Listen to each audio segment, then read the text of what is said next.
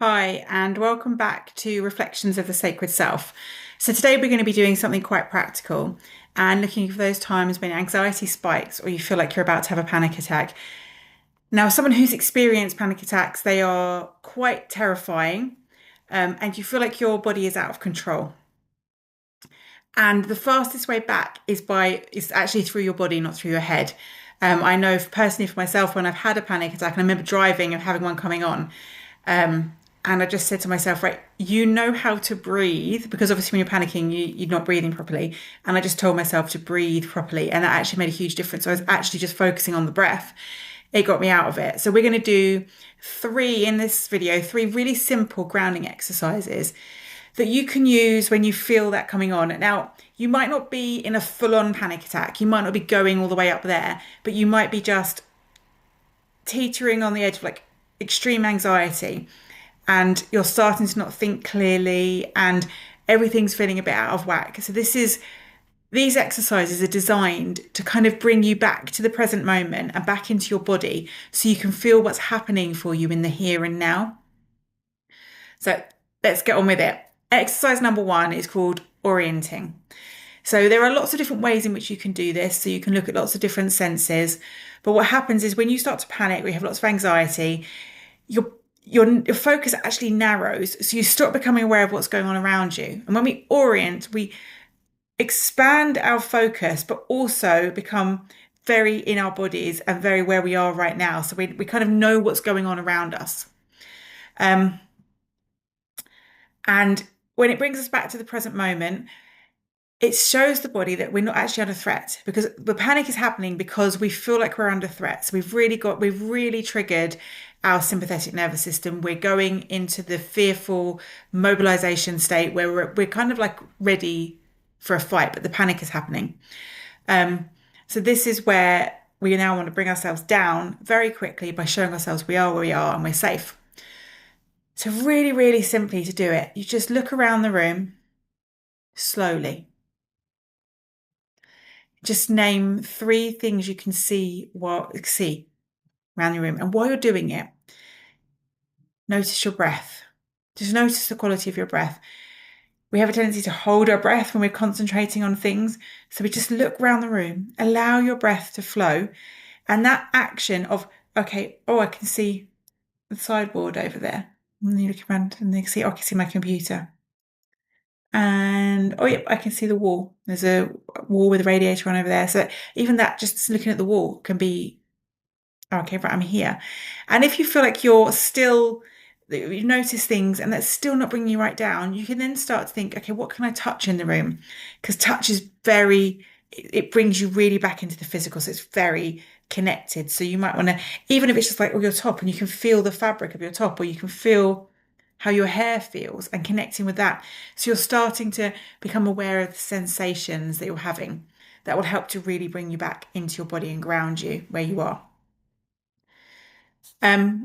So I'm going to touch, but the next one is actually more about touch grounding. So you can add the touch into the orienting as you're doing it. And the next exercise is more about that is connecting really with the physical touch. And it's not just with your hands. So it's becoming aware of what's beneath your feet. So you're starting to feel the support. You can become aware of like where you're sitting. So the seat that you're sitting on. So this is you becoming aware of where you are in the present moment. And that physical contact, that physical touch actually reassures the body and gives it safety because it's like, oh, okay, this is real, right? Because obviously panic when it happens or heightened anxiety, it's actually all happening. It's not real. So it's a lot of it is imagined things that are happening. So it's now bringing yourself back into this is real. This table in front of me that's got my computer on. This is real. This is really here. I can feel it. So you can either just touch things around you or you put a hand on your heart as well. So you connect your heart with the things. So touching something really, just one thing really solid. So for me, it'd be the table in front of me and it'd be holding that table and feeling it. And then just close your eyes and you can breathe and feel the contact of your hand with your heart and the hand with the table in front of you. And it might be the chair you're sitting on. You might decide to do that. You might have a wall near you that you can put your hand on and you can feel that wall. Or if you're sitting on the floor, you put your hand on the floor as well and feel the support of the floor below you. But whatever it is, you connect. You connect. and you notice what is there, what is supporting me right now. And that just takes you out of because when I found panic happens, it's like it rises up. So you're rising up. So when we do this and we touch down, we're bringing ourselves down again. So we're bringing that energy back down. And that can make all the difference with calming you. Now, the next one, I kind of alluded to one of the things that I use when I can remember driving and I had a panic because I was driving, so I couldn't really be looking around the room and I was touching the car. I can't be physically doing things like that because I'm driving. So the only option I really had was to come to my breath, and it works very well for me, and hopefully it would work for you as well. So you would just inhale through your nose, and then you would just work on the exhale on.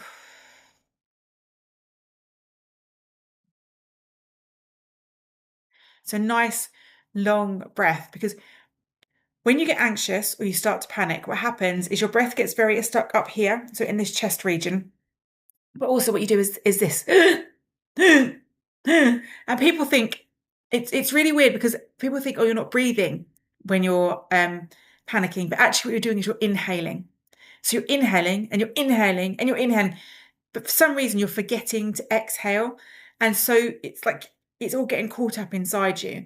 So when you actually say, right, and the best way to bring yourself out of that state of panic when you're heightened up here is to just say, right, I'm going to breathe out slowly. So even if you're going, if you can do and gradually those exhales will get longer and they'll get longer and you get